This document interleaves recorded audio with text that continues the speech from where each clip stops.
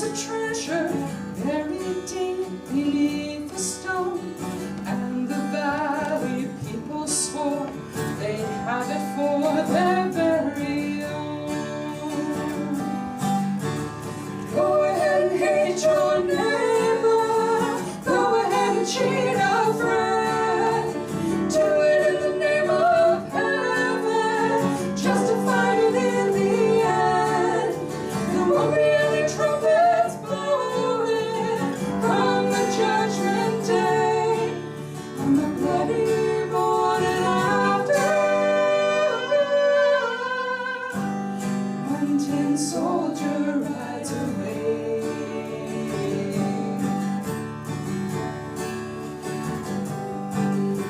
So the people of the valley sent a message up the hill, asking for the buried treasure, tons of gold for which they'd kill.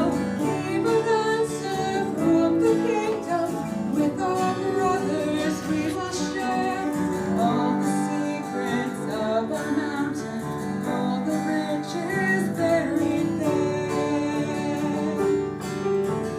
Now the valley cried with anger, mount your horses, draw your swords, and they killed the mountain people, so they won their just reward. Now they stood beside the treasure on the mountain, dark and red, turned to stone and looked beneath it. Peace on earth was all it said. Go ahead and hate your neighbor, go ahead and cheat a friend, do it in the name of heaven, justify it in the end. There won't be any trumpets blowing come the judgment day, on the bloody morning after,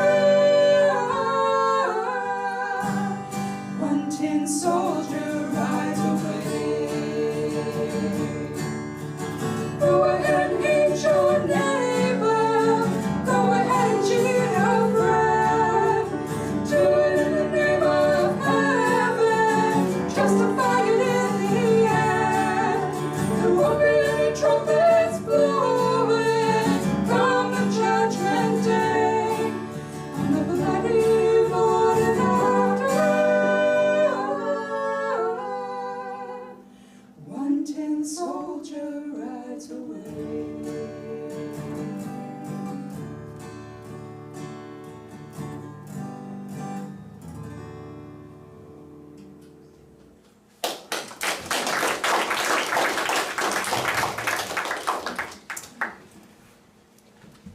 That song never fails but to evoke shivers in my spine. That takes me back to my youth group days in the early 70s when we had guitar and sang that with passion. So thank you for beginning our service that way.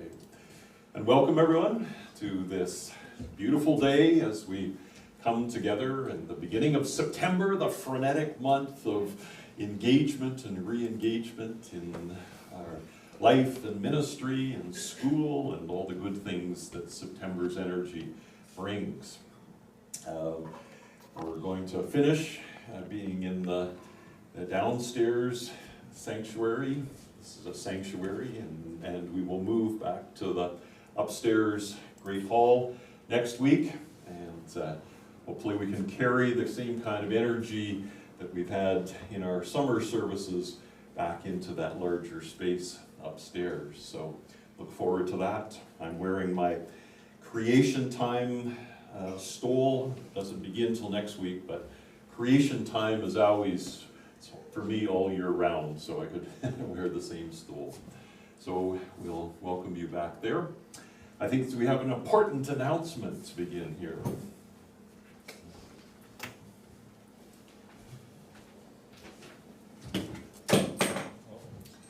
Good morning, everyone. My name is Anne Killeen, and I have the honor and pleasure this morning of introducing our new Director of Music, Dan McCoy.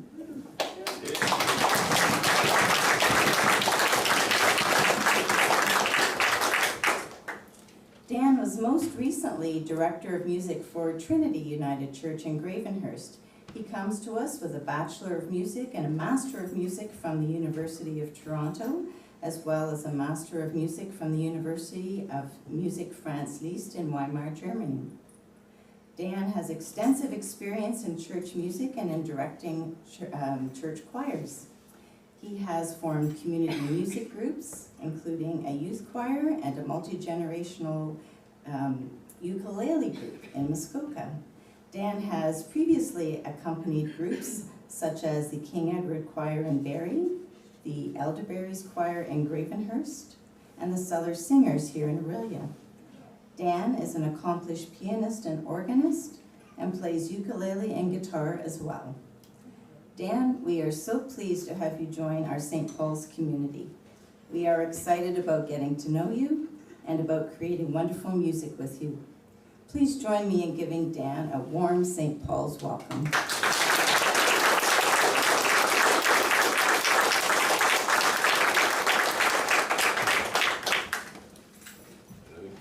Rick also has something to share with us. Just give me a second to set up.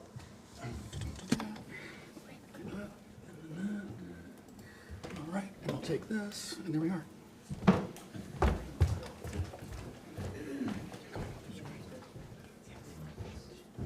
If the technology fails Rick, then all of the rest of us can feel good about that. Ted doesn't let me speak very often, so this is a scary moment for everyone, mostly me. So if you remember back in 2016, we had this little renovation going on upstairs, and then we started coming downstairs for services down here, and that was the first time doing summertime services. And so I wanted to share where we are with numbers on that. Now originally I had this set up so that every line and every year was going in separately and doing all this animation. And I'm talking about all these numbers, and then I kind of realized that, oh, this is boring. So instead I'm going to talk about my granddaughter. This is her doing a mural. This is my grade 6 granddaughter. So you can see that she's doing this huge mural for our Lego world. And so then there's going to be, this is where the winter village is going to be, and the ski resort. And that's the ocean going there with the pirates. And over here is the western village. And Ted's looking at me, when is he going to talk about numbers? Okay, I'll talk about numbers. So, what I wanted to point out mostly on this,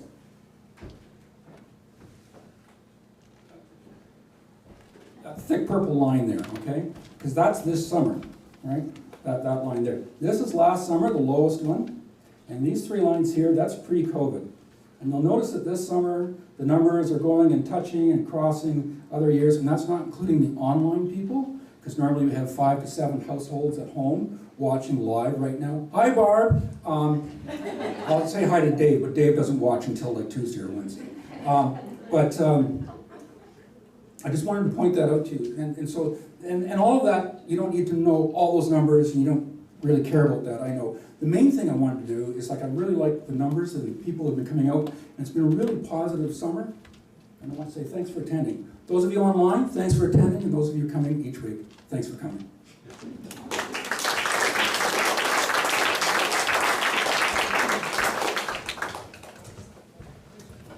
I forgot to ask permission, so I have to keep it quick. Chris Peterson usually has come up to do this announcement, and she's giving permission on this last Sunday downstairs to do it. So in the fall, there's lots of changes as always, and one of them is that we are going to be having new voices, varied voices in worship. And Ted has very graciously allowed us to ask him to be a nurturer of this. So he will still be here every Sunday, but also working in the wings to build up the skills and the competency and the confidence of other people in the congregation to do various things, including worship leading and music and preaching and all sorts of different things. Yeah, including preaching. We have some other people doing that as well. Irene is going to do 1 or 2 Sundays, and Jody will do a few, and there's lots of others. So thanks to Ted for willing to engage in this experiment. And it is an experiment. We'll review it over the next coming months. What I want to let you know is that over the past 8 weeks, we've allowed people to have a look at this survey and fill in their name and their interests and their gifts with regards to worship. If you have not seen this survey yet and wish to fill it out, it's not committing yourself to anything at all, but we're interested in knowing what kinds of gifts you'd like to share with the congregation on Sundays. You can put your hand up now, or you can nab me at the end of church. I didn't realize I had so much power to be able to grant these things. It seems it's been a collective process of being excited about different forms of worship and how we engage together as a community. So always excited by new experimentation and opportunities to worship together. I believe that's our life and ministry, unless other announcements. So our land acknowledgement.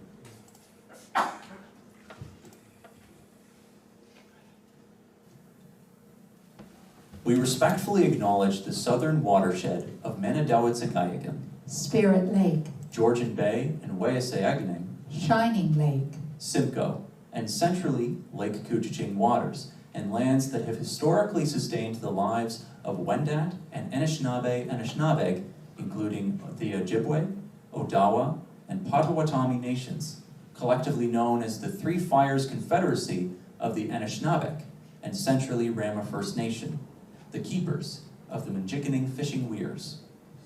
These sacred lands and waterways are recognized in the Robinson-Huron Treaty, Williams Treaties, and J. Collins Land Purchase. Recognizing all nations gathered and living here today from across Turtle Island, including Haudenosaunee, Métis, and Inuit peoples.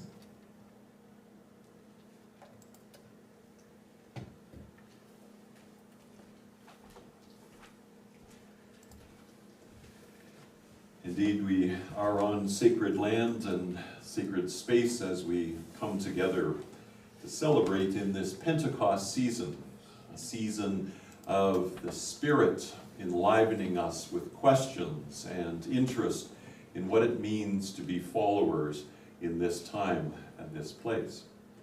So we light this Christ candle as a symbol of the light that leads us and invites us into Spirit-filled lives. So too do we light our candle of solidarity that expresses our ways of following Jesus through our inclusion, our justice seeking, our love making for the planet and for each other. We light these candles to invite us into this time of worship.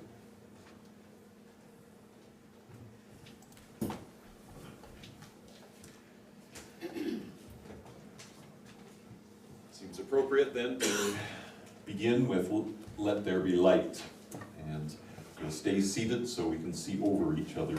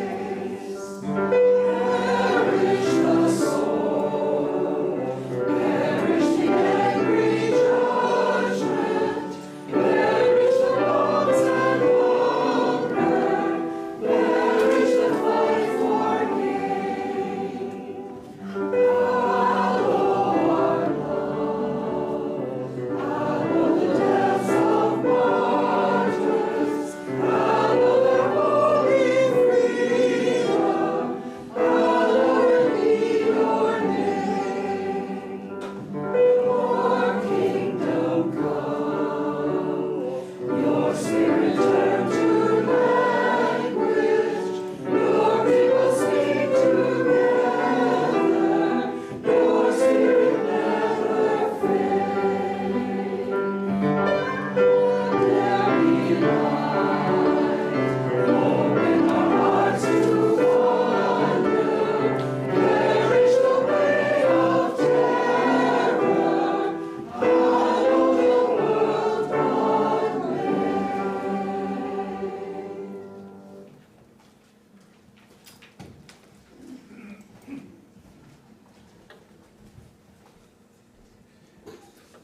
So we acknowledge the gifts of this community.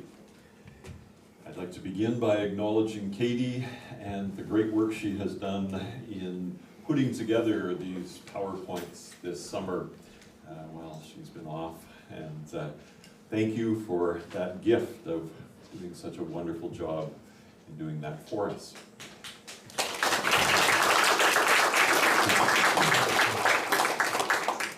And we recognize the gifts of so many in this community, as so many of you have stood and participated in these services of worship this summer and led worship, and all of you who have joined together represents the strength and the heart of this community and the many gifts that we bring to working together, to lifting up and offering our gifts to creation and each other. And for these gifts, these financial gifts that sustain us and our work and our mission and our building, we give thanks for your generosity.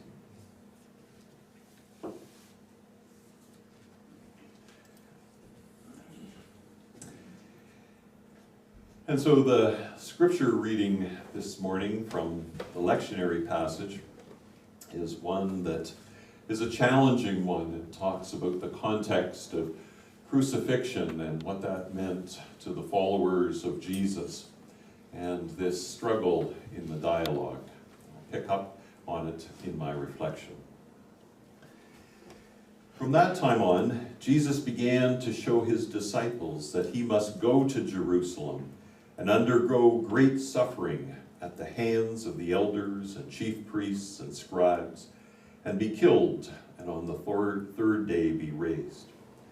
And Peter took him aside and began to rebuke him, saying, God, forbid it, Lord. This must never happen to you. But he turned and he said to Peter, Get behind me, Satan. You are a stumbling block to me, for you are setting your mind not on divine things, but on human things.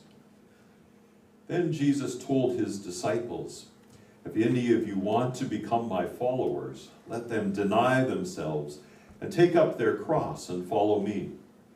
For those who want to save their life will lose it, and those who will lose their life for my sake will find it.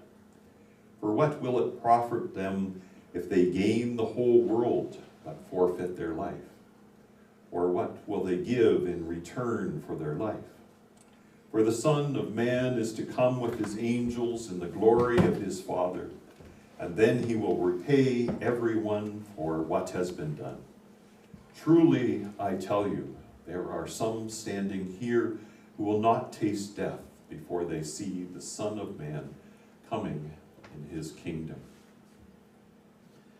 So these challenging words, may they open us to reflecting on the divine relationship we have with Jesus, with the Creator, and with each other. Let us open ourselves to the Word.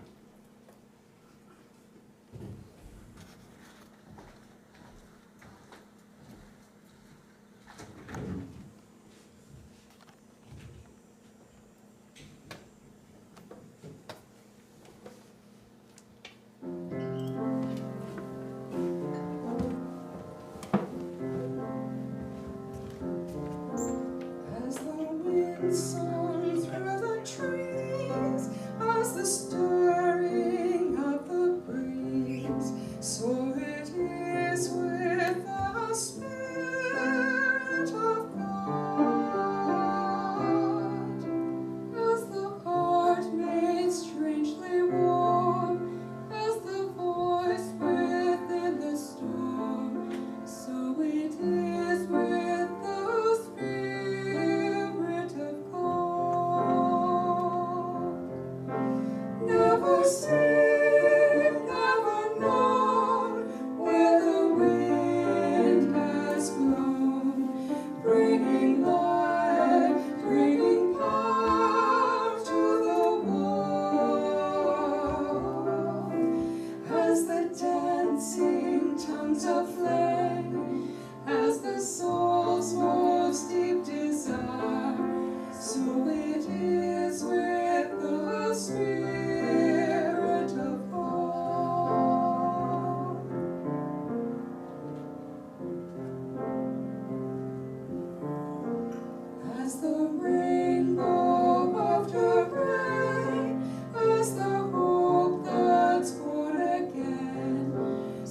it is with the Spirit of God, as the green in the spring, as a kite on a string, so it is with the Spirit of God, making worlds that are new, making peace come true, bringing gifts, bringing love to the world. It's the rising of the yeast, as the wine at the feast, so it is with the Spirit of God. So it is with the Spirit of God.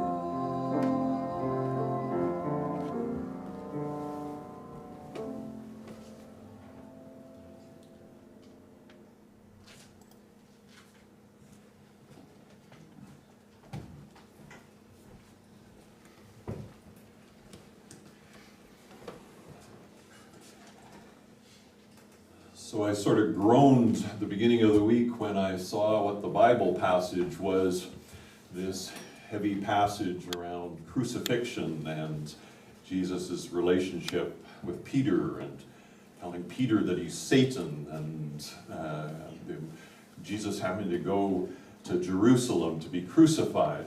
I thought, no, brother, this is a hard way to come back from my vacation into talking about a heavy topic like crucifixion and its meaning for us. But it did offer me the opportunity then to reflect on one of the books that I was able to read this summer, which brought a new light and perspective for me around the centrality of crucifixion as so central to the first peoples who were followers of Jesus. And the book is called After Jesus and Before Christianity. So it's talking about that 200-year period before the beginning of the formal imperial church that Constantine begins in the 3rd century. He needed to have a new religious fervor to help him support his battles against the barbarians, and so he in essence walked all his troops through the river and baptized them and made Rome an imperial Christian nation.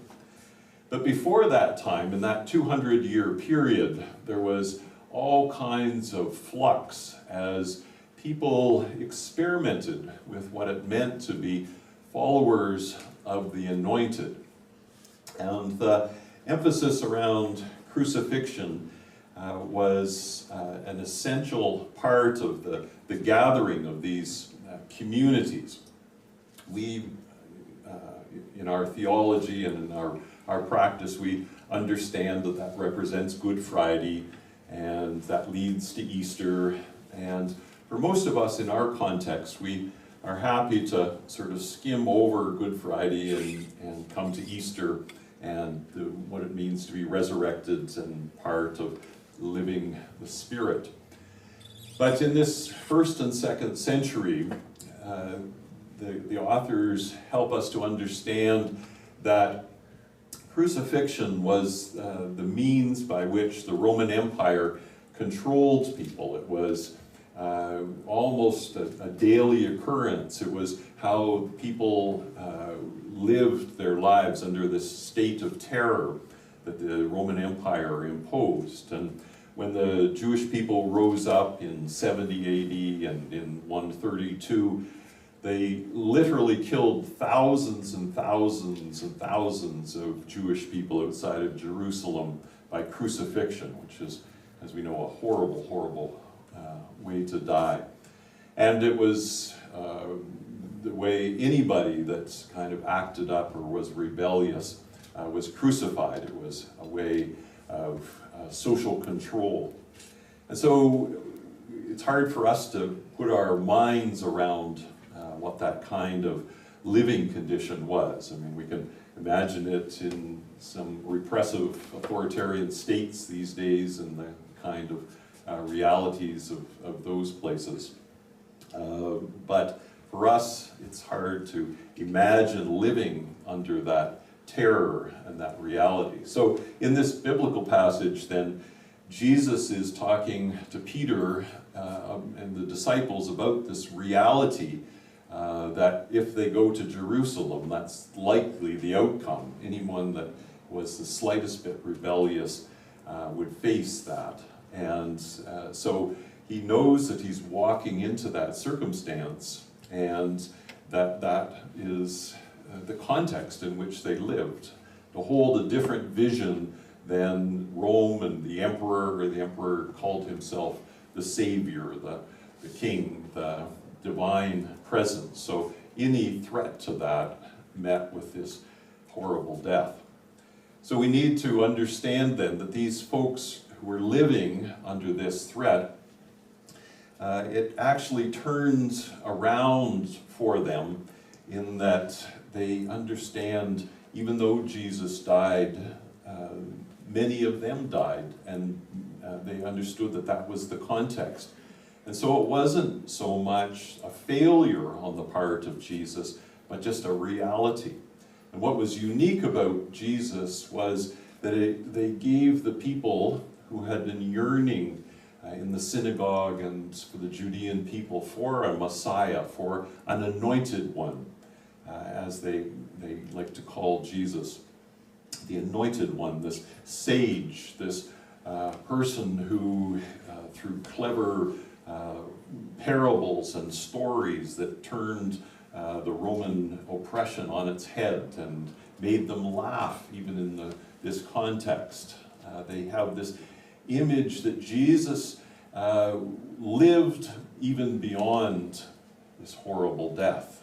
And so that formed these little communities of people who began to live into this understanding of how the anointed one. They had no idea about this idea of Christianity. It wasn't part of their language, or that comes with the Constantine and the Roman Empire to call it Christian. So they were called supper clubs, or clubs of the anointed one, and they gathered in informal ways in defiance and supported each other. They gathered in the synagogues because many or most of them in the early days were Judean Jewish people who were part of the synagogue and who believed that Jesus was the prophet, was a Messiah, represented a new way of seeing Judaism, a refresh on their faith. And so they appreciated that. And I think that's interesting to me as I look at both our context and what empire means to us in the 21st century. It isn't, our context of empire doesn't have the brutalities of this empire, but we do find ourselves under the weight of money, of who has power, how power is used. The whole context of empire controls us in different ways. Our understandings of money. I'm just, Audrey is getting me to keep the grocery receipts these days because she can't believe that I'm buying the same thing. She thinks that because the prices have gone up so much that I must be buying exotic, expensive things. But the reality is that most of us are experiencing this inflationary pressure, this macro change. And housing, we recognize the vulnerability of us and so many around housing expense. So understanding of our political, economic context, our understanding of empire being those who control control society. So I think there's that level of understanding. We are critical of it in the way that Jesus was critical. But we are also in a time of shedding of the church, of shedding of organized religion, just like these first communities were questioning Judaism and questioning the ways of the temple. And we're in a time of that kind of questioning around us as well. We know so many of our friends and family don't attend formal church any longer. And yet there are interesting, emerging ways of being first century communities of question. And synagogue means place of teaching. And Jesus was understood as a teacher. And the word disciples means students. They get it both from the Hebrew, Aramaic, as well as from Greek understanding, and Plato, and the schools, and these cultures are clashing there in the Middle East. And so the notion of Jesus as teacher, as sage, and of students, of disciples, of people experimenting. And when students get enlivened by it, then they become teachers. And so we see all these around the Mediterranean, these different schools, these synagogues, these different communities growing up, and people are experimenting with what it means to be part of the anointed community. And I think that's where we are. We're experimenting, we're beginning different ways of approaching what it means to be a community, even amidst this one level of decline and challenge. Out here, there's all kinds of sparks that are emerging.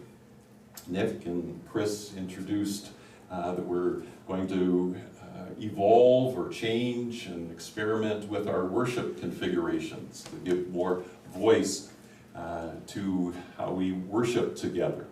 This is one of the opportunities. We see our building being used by the university and different groups. We see the evolution around that. We see Becky and so many folks who are on the kind of periphery of our community who are beginning to be interested in Forest Church and how they gather in non-traditional ways. I created a whole list here. Let me just, I won't go on. I could go on at it. But things like turning this room into a pub. Like, who would have ever thought United Church people would be holding pubs in their banquet halls, right? Our elders would roll in their grave to imagine that happening here. But it's and in many ways, coming to these pubs is a time of community, of gathering in different ways that I think is part of who we are. And I think the part of the energy that we're feeling is represented in us yearning for a deeper sense of trust and community. When we look at these first and second century communities, at the heart of why they gathered in supper clubs was they needed to build trusting, caring community for each other so that they could face the oppressive realities in which they lived. And I hope this fall to introduce a bit of the supper club idea, that we come together for a potluck on a Wednesday evening and have a bit of informal worship associated with eating and drinking together. And we begin to experiment with that as well. And finally, the next wave, we're calling it. Many of you remember that 10 years ago, or 12 years ago, we had the next wave that kind of was the precursor for my time coming here and helping and working with you to implement the next wave. So the next wave, what does that mean for us in this kind of refresh? And so we're going to have a process of gathering folks this fall to look deeply at what it means to be like these first century Christians gathering. So I'm excited by entering this fall and the opportunities of experimentation. And even though we live under some big clouds and some big challenges, the energy that is percolating seems to be that kind of spirit that invited these first followers of Jesus to risk their lives literally to come together. And it may not be as risky for us, but it is challenging to shed the kind of institutional church that we've been comfortable with and to experiment with new ways of understanding what it means to follow the anointed in this 21st century. So may we be blessed by these opportunities. Amen.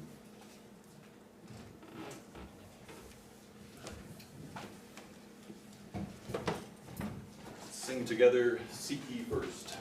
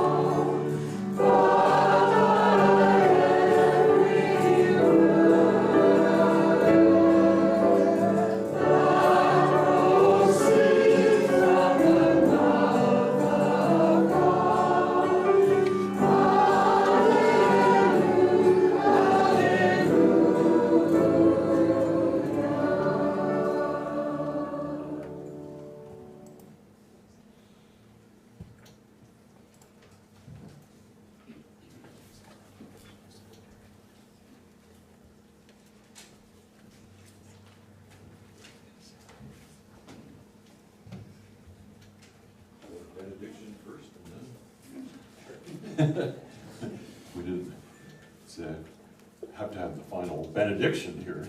So, and it's wonderful to, one of the innovative and wonderful things of the fall will be to have Dan in our midst and to celebrate in new ways through music. So we feel excited to have you with us as well, Dan. So we have gathered as the first peoples have gathered over the centuries through challenging times and through good times and sad times.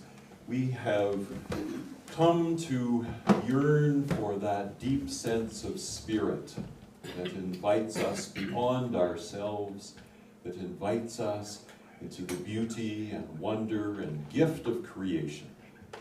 So we are blessed by Creator and the abundance of life. We are blessed by friend Jesus, a sage and a friend and a challenger to each one of us. And we are blessed by the Spirit that moves amongst us, inviting us into love and into peace. Peace be with you. Amen.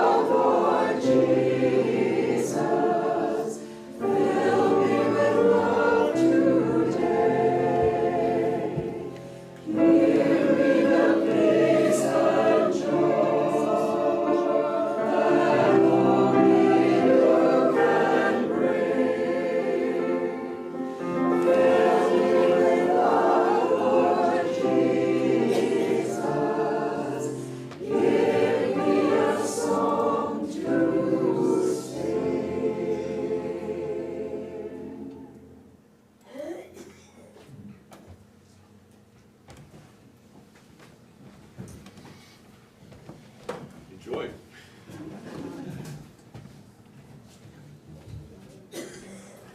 Behind you. I was just going to say thank you for the wonderful welcome I've had so far.